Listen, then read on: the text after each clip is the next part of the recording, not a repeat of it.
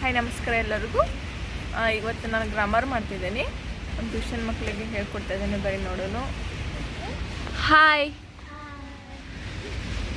ಇವತ್ತು ನಾನು ನಿಮ್ಗೆ ಲೇಖನ ಚಿಹ್ನೆಗಳು ಅಂದರೆ ಗೊತ್ತಲ್ಲ, ಚಿಹ್ನೆಗಳು ಗೊತ್ತೈತ್ಲಾ, ಏನೇ ಯಾವ್ಯಾವ ಹೇಳಿ ಯಾವ್ಯಾವ ಇರ್ತಾವೆ? ಹಾಂ ಹಾಂ ಎಸ್ ಹಾಂ ಹಾಂ ಅವೆಲ್ಲ ಇರ್ತವೆ. ಅದ್ರ ಬಗ್ಗೆ ಚಿಹ್ನೆಗಳು ಅಂತಂದರೆ ಏನು ಅಂತ ನಾನು ನಿಮಗೆ ಹೇಳ್ತೀನಂತೆ ಅದ್ರ ಬಗ್ಗೆ. ಓಕೆ, ಹೇಳಿ. ಇವಾಗ ಪಾಠದಲ್ಲಿ ಚಿಹ್ನೆಗಳೆಲ್ಲ ಬರ್ತಾ ಇರ್ತಾವೆ. ಫುಲ್ ಸ್ಟಾಪ್, ಅಲ್ಪ ವಿರಾಮ, ಹೌದಾನೆ, ಪೂರ್ಣ ವಿರಾಮ, ಅರ್ಧ ವಿರಾಮ, ಪ್ರಶ್ನಾರ್ಥಕ ಚಿಹ್ನೆ, ಭಾವಸೂಚಕ ಚಿಹ್ನೆ, ವಿವರಣಾತ್ಮಕ ಚಿಹ್ನೆ, ಉದ್ಧರಣ ಚಿಹ್ನೆ, ಓಕೆ, ವಾಕ್ಯವೇಷ್ಟನ ಚಿಹ್ನೆ, ಆವರಣ ಚಿಹ್ನೆ. ಅದ್ರ ಬಗ್ಗೆ ನಾನು ನಿಮಗೆ ಹೇಳ್ತೇನೆ. ಲೇಖನ ಚಿಹ್ನೆಗಳು ಬರಹದಲ್ಲಿ ಸಾಮಾನ್ಯವಾಗಿ ಸೂಕ್ತ ಸ್ಥಳದಲ್ಲಿ ಪೂರ್ಣ ನಿಲುಗಡೆ, ಅರ್ಧ ನಿಲುಗಡೆ, ಅಲ್ಪ ನಿಲುಗಡೆ, ಪ್ರಶ್ನೆ, ಆಶ್ಚರ್ಯ, ಒಪ್ಪಿದ ಭಾವಗಳನ್ನು ಉಚಿತ ರೀತಿಯಲ್ಲಿ ಸೂಚಿಸಲು ಅಗತ್ಯ ಸಂಕೇತಗಳನ್ನು ಬಳಸುವ ರೂಢಿ ಇದೆ. ಹೌದಿಲ್ಲ? ಈಗ ಬರಹದಲ್ಲಿ ಬರಿಬೇಕಾದ್ರೆ ನೋಡ್ರಿ, ಇಲ್ಲಿ ಅಲ್ಪ ವಿರಾಮ ಬರ್ತೈತಿ, ಪೂರ್ಣ ಚಿಹ್ನೆ ಬರ್ತೈತಿ, ಅವೆಲ್ಲ ಫುಲ್ ಸ್ಟಾಪ್ ಎಲ್ಲ ಬರ್ತಾ ಇರ್ತಾವೆ.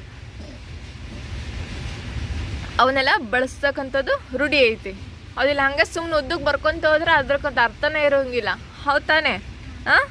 ಅಂತಹ ಸ್ಪಷ್ಟಾರ್ಥ ಸೂಚಿತ ಭಾವಗಳನ್ನು ಲಿಖಿತ ಸಂಕೇತಗಳ ಮೂಲಕ ನಿರ್ದೇಶಿಸುವವೇ ಲೇಖನ ಚಿಹ್ನೆಗಳು. ಲೇಖನ ಚಿಹ್ನೆಗಳಿಲ್ಲದ ಬರವಣಿಗೆ ಖಚಿತ ಭಾವಾರ್ಥವನ್ನು ಕೊಡಲಾಗದು. ಹೇಳಿಲ್ಲ, ಲೇಖನ ಚಿಹ್ನೆಗಳಿಲ್ಲದೆ ಯಾವ ಭಾವಾರ್ಥನ ಕೊಡೋಕ್ಕಾಗ್ತಿರ್ಲಿಲ್ಲ. ಹೌದಾನೆ? ಇದಕ್ಕೆ ಕೊಡೋಕ್ಕಾಗ್ತಾ ಇರ್ತದೆ. Okay, next. ಹೀಗಾಗಿ ಬರವಣಿಗೆಯಲ್ಲಿ ಲೇಖನ ಚಿಹ್ನೆಗಳಿಗೆ ಮಹತ್ವ ಸ್ಥಾನವಿದೆ. ಹೌದಾನೆ? ಬರವಣಿಗೆಗಳಿಗೆ ಮಹತ್ವ ಸ್ಥಾನ ಇದೆ. ಲೇಖನ ಚಿಹ್ನೆಗಳಲ್ಲಿ ಪೂರ್ಣ ವಿರಾಮ, ಅರ್ಧ ವಿರಾಮ, ಅಲ್ಪ ವಿರಾಮ, ಪ್ರಶ್ನಾರ್ಥಕ, ಭಾವಸೂಚಕ, ವಿವರಣಾತ್ಮಕ, ಉದ್ಧರಣ, ವಾಕ್ಯವೇಷ್ಟನ ಹಾಗೂ ಆವರಣ ಚಿಹ್ನೆಗಳೆಂದು ವಿಧಗಳು. ಇಷ್ಟೆಲ್ಲ ವಿಧಗಳದವು. ಅದ್ರ ಬಗ್ಗೆ ನಾವು ಸ್ಟಡಿ ಮಾಡೋಣ. ಓಕೆ, ತಿಳಿಯತ್ತೈತೆ? ನಾನು ಅರ್ಥ ಆಗತೈತಿ ಹೇಳತ್ತಿದ್ದೆವು. ಪೂರ್ಣ ವಿರಾಮ. ಪೂರ್ಣ ವಿರಾಮ ಅಂದರೆ ಏನು? ಯಾರು ಹೇಳ್ತೀರಿ? ಏನೋ ಪೂರ್ಣ ವಿರಾಮ ಗೊತ್ತಿದೆಯಾ? ಹೇಳ್ತೀರಾ ಯಾರಾದರೂ?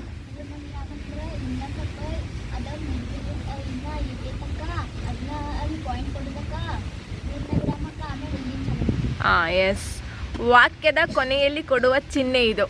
ಹೌದಾನೆ? ಹೇಳಿದ್ಲೇ ಇಲ್ಲೋ, ಈ ಚಿಹ್ನೆ ಬಳಸಿದಾಗ ಒಂದು ವಾಕ್ಯ ಪೂರ್ಣವಾಯಿತೆಂದು ಅರ್ಥ. ಯಾರಾದರೂ ಎಕ್ಸಾಂಪಲ್ ಅಂದರೆ ನೋಡಿಲ್ಲ, ಅವರು ತುಂಬ ಒಳ್ಳೆಯವರು ಅಲ್ಲ? ಎಕ್ಸಾಂಪಲ್, ಅವರು ತುಂಬ ಒಳ್ಳೆಯವರು. ನೆಕ್ಸ್ಟ್ ಇನ್ನೊಂದು ಯಾರು ಎಕ್ಸಾಂಪಲ್ ಕೊಡ್ತೀರಿ? ಯಾರಾದರೂ ಯಾರು ಕೊಡ್ತೀರಿ? ದಿಯಾ ತುಂಬ ಶಾಂತ ಸ್ವಭಾವಳು. ಹೌದಾನೆ? ಶಾಂತ ಸ್ವಭಾವದಳಾಗಿದ್ಲು. ಹೌದಾನೆ?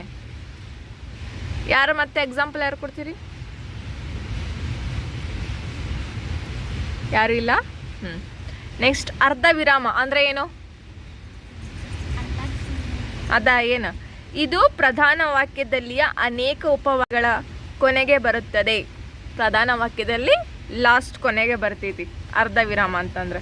ಏನಂತಂದ್ರೆ ಎಕ್ಸಾಂಪಲ್, ಮೇಷ್ಟ್ರೆ ಅಳಬೇಡಿ, ಸಮಾಧಾನ ಮಾಡಿಕೊಳ್ಳಿ ಅಲ್ಲ?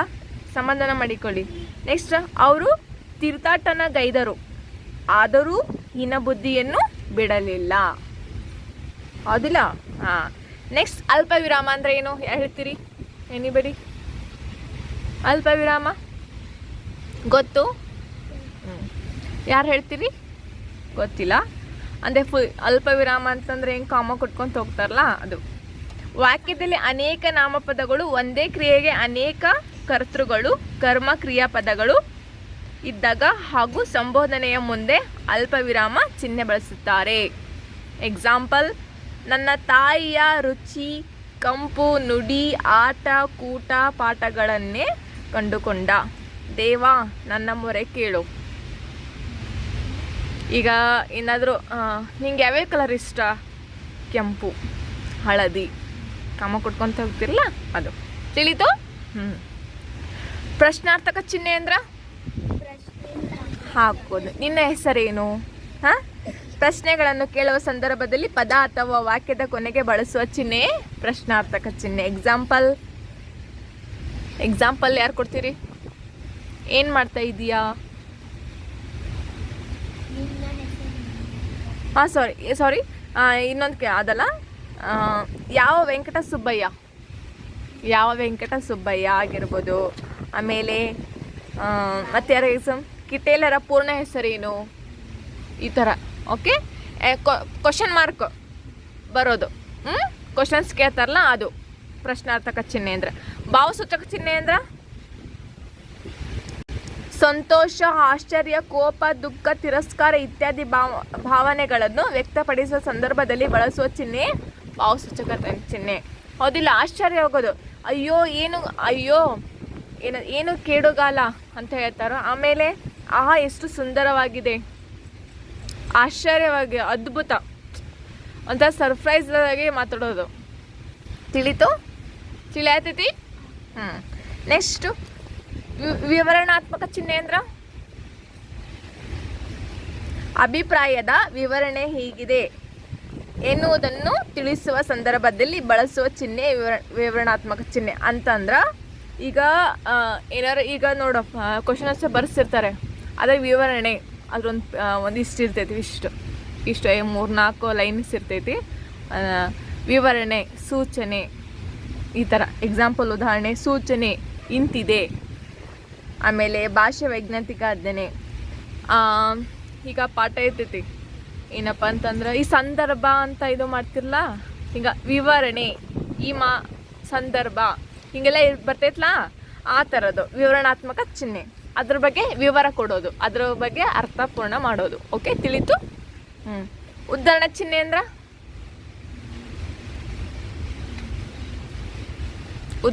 ಅಂದ್ರೆ ಇನ್ನೊಬ್ಬರ ಹೇಳಿಕೆಯನ್ನು ಇದ್ದಕ್ಕಿದ್ದಂತೆ ಎತ್ತಿ ಹೇಳುವಾಗ ಈ ಚಿಹ್ನೆ ಬಳಸುವ ಪದ್ಧತಿ ಇದೆ. ಹೌದಿಲ್ಲ? ಇನ್ನೊಬ್ಬರದ ಹೇಳಿಕೆ ಇದ್ದಕ್ಕಿದ್ದಂತೆ ಎತ್ತಿ ಹೇಳಬೇಕಾದ್ರೆ, ಅಲೆ ಸೂರ್ಯ ಎಲ್ಲಿದ್ದೀಯಾ, ಬೆಳಕು ಬೇಕು ನನಗೆ, ಇನ್ನೊಬ್ರದ್ದು ಹೇಳಬೇಕಾದ್ರೆ. ಒಳ್ಳೆಯದು ಮೆಸ್ಟ್ರೆ, ನೀವು ನಿಲ್ಲಿರಿ ಎಂದು ಹೇಳಿ ರಂಗಣ್ಣ ಬೈಸಿಕಲ್ ಹತ್ತಿ ಹೊರಟ. ಹೌದಾ? ಇವನ್ನೆಲ್ಲ ನಾನು ನಿಮ್ಗೆ ಆಮೇಲೆ ಬರೆಸ್ತೀನಂತ. ಓಕೆ, ನೆಕ್ಸ್ಟ್ ವಾಕ್ಯವೇಷ್ಟನ ಚಿಹ್ನೆ ಅಂದ್ರೆ ಬರವಣಿಗೆಯಲ್ಲಿ ಪರಿಭಾಷಿಕ ಪ್ರಧಾನ ವಿಶೇಷ ಪದಗಳನ್ನು ಬಳಸುವಾಗ ಉಪಯೋಗಿಸುವ ಚಿಹ್ನೆ ವಾಕ್ಯವೇಷ್ಟನ ಚಿಹ್ನೆ. ಎಕ್ಸಾಂಪಲ್ ಯಾರಾದರೂ ಕೊಡ್ತೀರಿ? ಕನ್ನಡದಲ್ಲಿ ಅನೇಕ ಇಂಗ್ಲಿಷ್ ಪದಗಳು ಬಳಕೆಯಲ್ಲಿವೆ. ಭಾರತ ಎಂದು ಒಂದು ದೇಶ. ನೋಡಿಲಿ, ಕನ್ನಡದಲ್ಲಿ ಅನೇಕ ಪದಗಳು ಬಳಕೆಯಾಗಿದೆ ಇಲ್ಲ ಕನ್ನಡದಾಗ. ಆಗಿದಾವಿಲ್ಲ ಪಾಠ ಓದ್ಬೇಕಾ ಒಂದೊಂದಲ್ಲ, ಆ ಥರ. ಆವರಣ ಚಿಹ್ನೆ ಅಂದ್ರೆ ಯಾರಿಗೆ ಗೊತ್ತಾ? ಆವರಣ ಚಿಹ್ನೆ ಅಂದ್ರೆ ಗೊತ್ತೈತಿ? ಗೊತ್ತಿಲ್ಲ? ಹಾಂ. ಹೆಚ್ಚಿನ ವಿವರಣೆಗಳನ್ನು ಅರ್ಥಗಳನ್ನು ನೀಡುವ ಸಂದರ್ಭಗಳಲ್ಲಿ ಈ ಚಿಹ್ನೆಗಳನ್ನು ಬಳಸುತ್ತಾರೆ.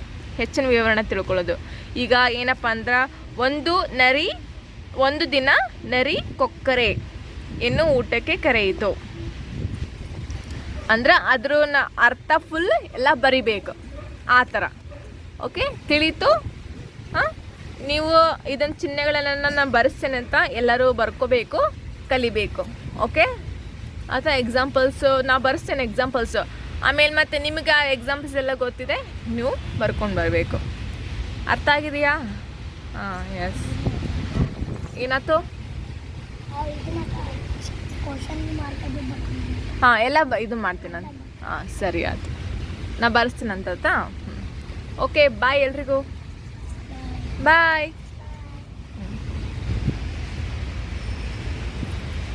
ಓಕೆ, ಬಾಯ್ ಎಲ್ಲರಿಗೂ.